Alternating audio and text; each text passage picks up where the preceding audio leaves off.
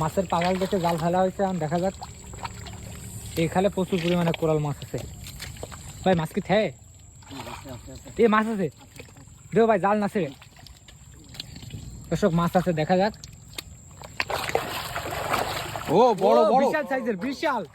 আরে আল্লাহ, জাল ছিঁড়ে গেছে নাকি?